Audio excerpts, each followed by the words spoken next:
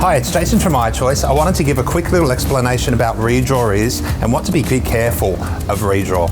You probably know what Redraw is. So if you have $1 million limit on your home loan but a balance of $200,000, that means that over the years you've put more than the contracted repayments into your loan and you have a large chunk which is available for you to redraw out at any time simply by doing it on the internet. Very, very simple.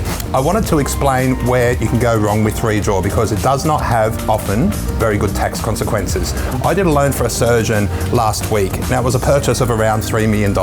Now of course it's an investment property, so he wants to borrow 104% of the purchase price, which is fantastic. What we did is, of course, you know, a couple of lenders go 90% all the way up to aggregate lending of 7.5 for medical professionals.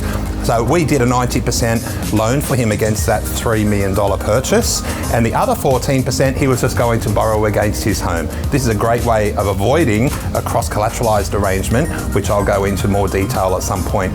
The problem is the 14% he wants to get for his home loan, he's intending on redrawing against his home loan the extra $800,000 that needs to be put to the purchase. This is wrong, okay? That home loan, he has just redrawn against a loan that was originally used to purchase his own occupied home loan, which is and will always be serviced with his after-tax dollars.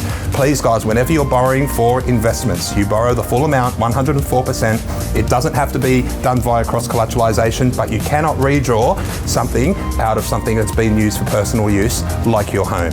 Now for people who own their home, all right, a lot of medical professionals own their home and they think, oh, I can be a little bit more relaxed about this whole borrowing all my investment properties. There's a few problems with that.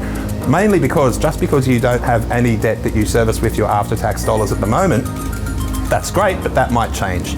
You might buy the block of land next door for a tennis court. You might upgrade your home. You might buy a holiday house. You might help out your adult kids. You might decide to make a non-concessional contributions. There is always a time, even if you don't need the money, you buy a $2 million property, you go and borrow the $2.1 million and you put it all in the offset account. Your effective balance will always be zero, but you always have the ability to think, oh wow, I'm in the world of non-deductible debt again, and start dragging that offset away. All right, offset's really important. Offset accounts are transferable and all the funds in your offset accounts can be moved to be put towards non-deductible debt so that all your debt stays good and all your bad debt is eliminated.